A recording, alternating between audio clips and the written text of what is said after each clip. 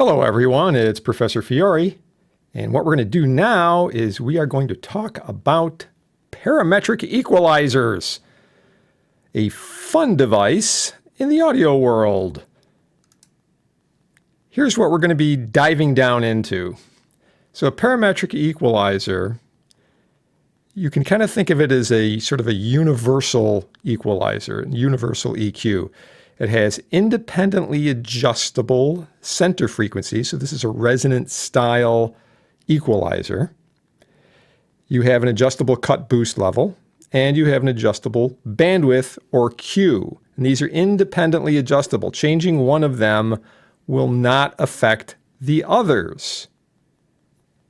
This is really important. We've seen some other audio circuits, audio equalizers, where you could, for example, change Q, but in so doing, that might change the center frequency, or it might change the amount of cut boost that you have, vice versa. So this is really nice because these things are independently adjustable, and you can get some really wide-ranging values out of these things. The cut boost, typically you would set this for a maximum value of somewhere around 12, 15, maybe 20 dB. That's about what we're going to be looking at in the example I have for you. It's going to be like 14 dB max cut boost. And this is controlled by one potentiometer, right? One pot does this. The resonant frequency, the center frequency, in other words, where the peak amount of cut boost occurs, this can be adjusted with a dual gang pot, right? So that's basically two pots on one shaft. And the design we have here is about a 10-to-1 frequency change. So you could imagine it going from, let's say, 100 hertz to 1 kilohertz, or 500 hertz to 5 kilohertz, something like that. It could be less than that. It could be more than that. You could just sort of fiddle with the values here, but just to show you that it's not a narrow range. It's not like an octave. You can easily get a decade out of this thing. The bandwidth, or Q, can also be adjusted over a fairly wide range. So you might want a tight Q of 2 or 3, and something much more broad like 0.2 or 0.3. And that, again, can be adjusted with a single dual gang pot. Okay? You could, if you were so inclined, configure this with multiple bands. In other words, you could imagine configuring 2 or 3 or 4 bands so that you can move these things around the spectrum and get just what you wanted in terms of cut or boost at certain frequencies. And you would probably have these bands have some overlap. You wouldn't necessarily separate them perfectly edge to edge, because who knows exactly what you need, right? What we're focusing in here as far as the circuitry itself is that this is based around a state variable filter, and specifically it's based around the 4 op amp state variable filter that we've looked at in the past. And if you haven't seen the video on the state variable filters, or read the material in the accompanying book, right, my free download book, you want to take a look at that first.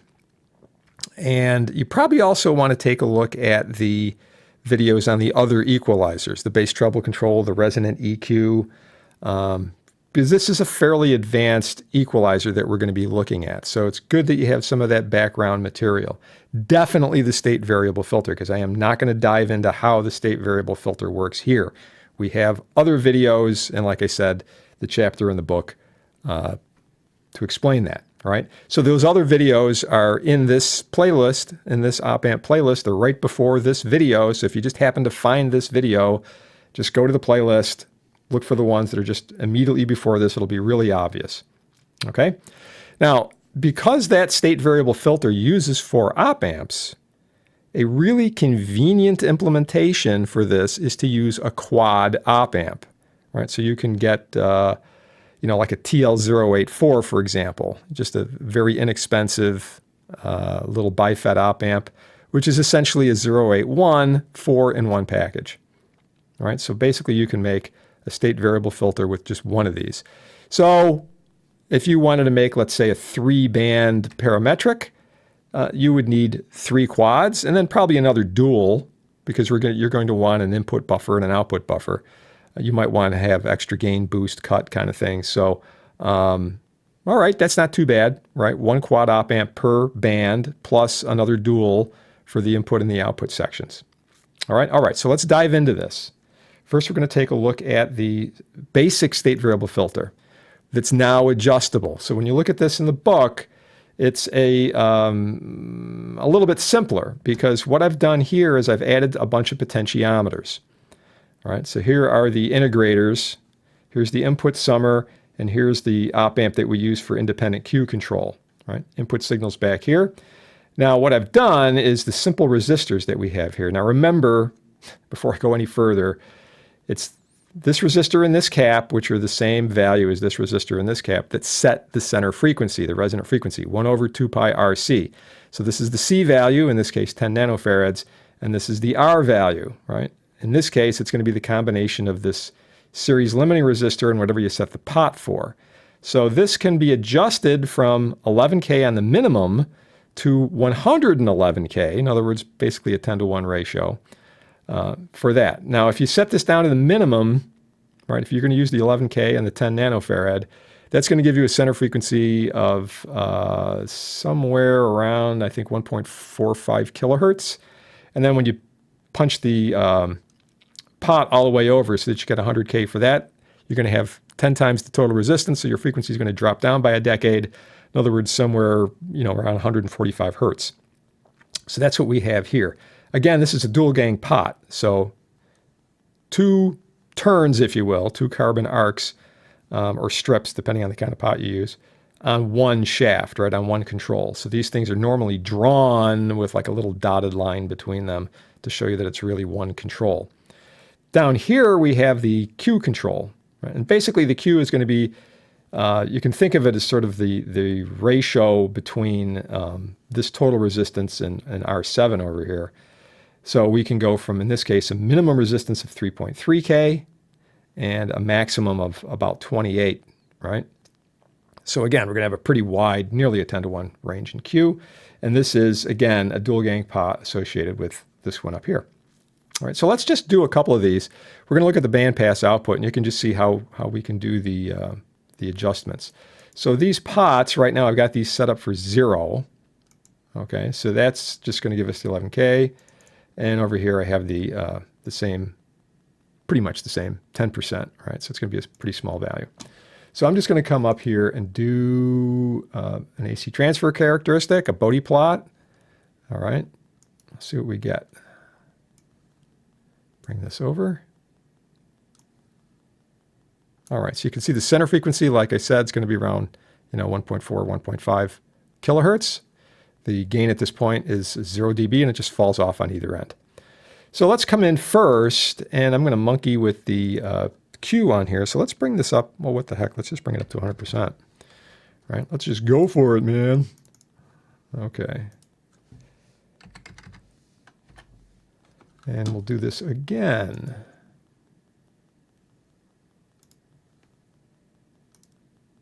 All right, so notice. Peak is at 0. Look how tight this curve is, right? So this is a high Q version, right? Just swing back to here. By the way, notice the scale over here has changed, right? So here it's only minus 40. Here it's minus 60. So this is a little bit expanded, if you will, compared to this one. But it's pretty obvious that the Q on the second version is much tighter, right? That bandwidth. You think of the 3 dB down points, very narrow compared to the initial version. All right, so we've got our Q control. Okay, now let's go and check the frequency control. So we're going to go from minimum resistance over here to maximum. And remember, you got to do this for both, right? Otherwise, weird things are going to happen. Okay, so let's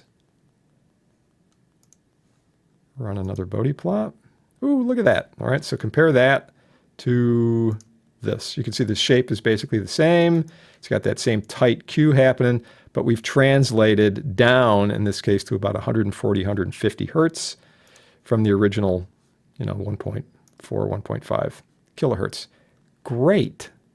So we can see that we have this bandpass, adjustable bandpass filter, right? I can sit here and change the frequency very easily. I can change the Q very easily. Now comes the fun bit, because this is just a bandpass filter, right? This is not a parametric equalizer. This just shows us that we have independent frequency and Q control. Now we have to turn this into basically like a resonant equalizer that, I can boost that range of frequencies or cut that range of frequencies. So what we're going to do is we're going to take this circuit and we're going to add to it like an inverting summing amplifier, essentially, with a pot. Now, that circuit gets kind of busy. I mean, this is busy enough, especially with all the power supply lines. So what I'm going to do is I'm going to simplify this a little bit by getting rid of the potentiometers and so forth. I'm just going to replace these with single resistors. And, we can monkey with it in the simulator by just changing the value of the resistor. That's easy enough to do, right? I just wanted to put the pots in here to show you how you would actually configure this in the real world if you actually want to make one of these things, okay? So that'll simplify it, and then we can just kind of look at sort of the new bit of the circuit, right? This summing piece that I was telling you about. Okay, so here's my sort of squished down bandpass state variable filter right here. Right, you can see I got rid of the pot and just put in a single resistor, same thing over here, but it's essentially the same thing. So the new bit is down here, and we can see that this is, right, you look at these resistors over here, just look at this part right here. This is just an inverting summing amplifier. Now, one of these inputs is coming directly from my source. Now, I have not included, again, to keep things kind of on track here, keep things simple, I haven't shown an input buffer, which you would most likely want, possibly an output buffer, depending on what you're driving. Maybe you want a gain stage in here because you want to get overall signal increase in output. You probably also want to flip this because this is an inverting output. The output signal here is going to be 180 degrees out of phase with the input. So you probably want, an inverting buffer out here to flip that back so you're in phase. And then a high impedance buffer on the input just to guarantee that you have no issues with whatever your driving source is, okay? Okay, so how does this work, right? We've got the input coming in here. This has a gain of 1. This also goes through this pot. So I'm going to come back to this in just a sec. Notice the pot, the other end of the pot goes to the output, and the wiper arm of the pot is coming back to what was the input of the state variable filter, all right? Which, in the original circuit, that came right from the signal source.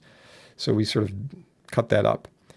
Now the output, the bandpass output that we were using is coming into the amplifier, right? The summing amplifier. Notice this path has a gain, right? 10K over 2.5K of 4. This is how we're going to get boost and a maximum boost. Essentially this RBC max in association with R5, the feedback resistor, that will set up what our maximum cut boost is. Now in this case, that's a gain of 4.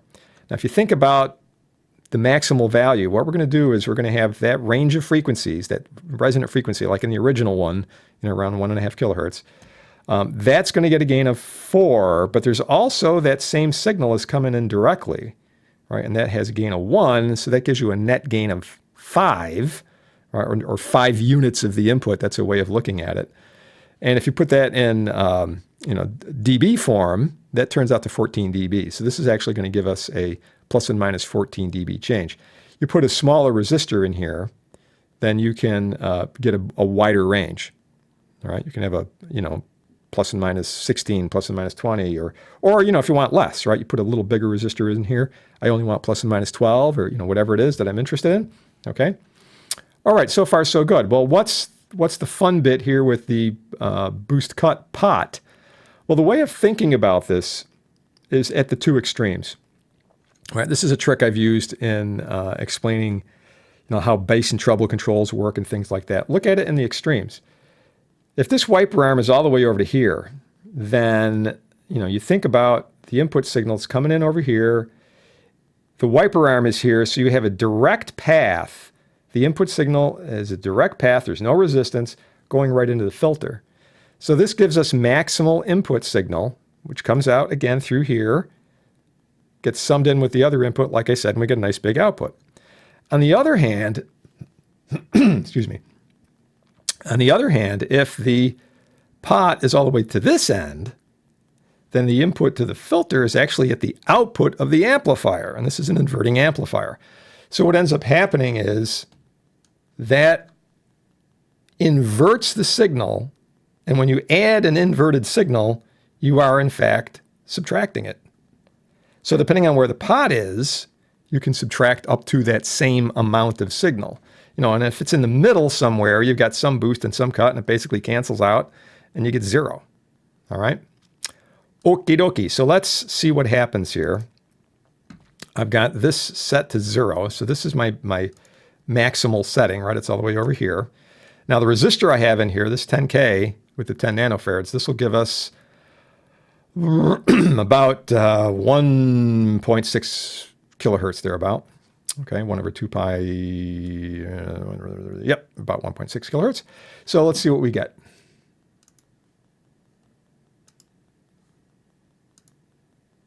Bonk. Okay, so we can see there's a pretty nice peak here. There's my 15. And yeah, we can see there's our 14 dB, right? So that looks good. And excuse me again. We see that frequency, okay, as expected. This is looking pretty good so far. Now let's go the other way. I'm going to crank the pot to the other extreme. Run that analysis again. And there we go. Okay, so there's our dip. All right, so here's our first one. Boost. Notice 0 dB over here in the pass band and the, in the non-affected band. Same thing over here.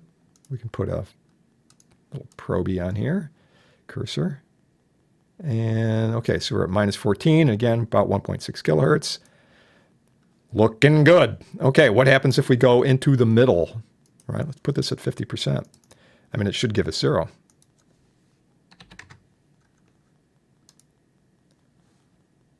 In other words, we should have really no boost or cut. It should be flat response. Okay. All right. So this looks a little weird. I want to point out that Tina automatically tries to scale the signal here. This is plus and minus 0.1 dB, right? 100 mil. So, if you had a normal scale on this, you're never going to hear 0.1 dB. It's never going to happen. But basically, now this is the upper limit of the op amp, obviously, the op amps, but you essentially have perfectly flat response, okay? All right, so what about Q? Let me bring this back to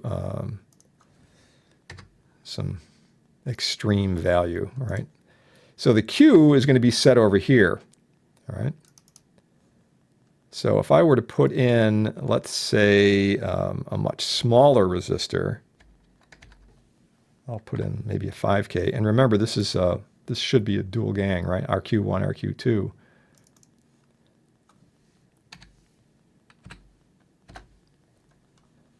Let's run this. So we should get a much broader kind of peak cut. All right, so look at how fat that is compared to, let's see, where were we? I think it was over here. Yep. So this was the higher Q, only affecting a narrow range of frequencies. And now we've adjusted that pot resistor, and you can see it's much broader. But notice the peak, right? That peak is still at about that same frequency and that same amplitude, right? So there we are again, we're about 1.6 kilohertz at the peak, and, just about 14 dB, okay? So independently adjustable. And that's the key, okay? So you just sort of remember, this is a simplified version. We have to sort of tack this lower piece onto the original thing, right? This, we want to tack that down here, and we have ourselves a fully functional parametric equalizer, right? Independent Q control, independent frequency control, independent cut boost, right? So you got a dual gang pot for frequency, dual gang pot for Q, and then a normal single pot for the cut boost, right? Right there. So like I said, you would take this, there's a quad op amp, and then you have this plus, probably an input buffer, maybe an output buffer. Now, depending on how you configure this, you Like I said, you could get away with a dual. Maybe you want to use another quad because you have you'd have another stage there that you might use for something else. Who knows?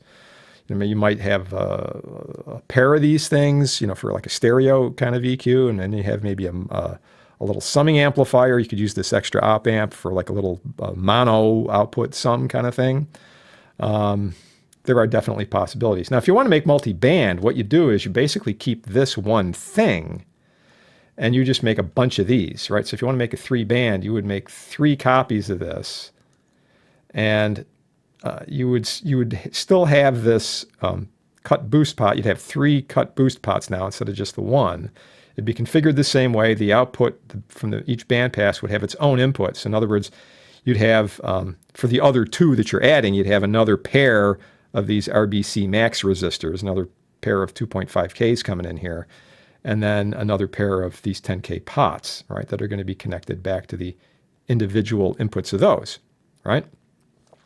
So you just kind of, mentally, you can kind of think of that as sort of paralleling these things up. And then what you would do is you'd probably leave the resistors the same way and just scale these 2 caps, right, C1 and C2. And as I said, now you could do something where it was like 20 hertz to 200 hertz for one of them, and then 200 to 2 kilohertz for another one, and then the third one could be 2K to 20K, so you get the whole audio band. But you might really want to overlap them because, what happens if you want, 2 frequencies that are like, relatively close? Like you want to cut 100 hertz, but you want to boost 250, okay? So, you might want to have some overlap there and not just have the seams, if you will, the ranges of the frequencies just butt up against each other. Hey, go to a 5-band, whatever. Okay, this is just the basic template, and you can, like I said, reiterate this. You just have to swap out the caps. Another option, if you don't want to get too crazy with this, is you could just have some switches for the caps. All right, you could have, like a.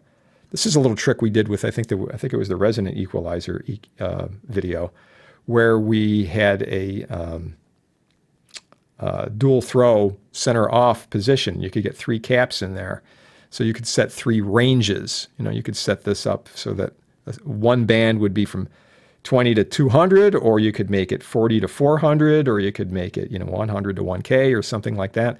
And you do that with 3 bands, and now you have a lot of control, right? Without having to create, a very, very large circuit, right? With, tons of op amps. Hey, but it's up to you. You experiment, you see what you like, breadboard this thing, listen to it, right? Because the ears matter, not what comes out on the simulator. If you like the way it sounds, that's what counts. So you can kind of play around with this. And if you have any questions, as usual, throw them down in the comments. I'll be happy to answer them. Okay, so until next time, take care.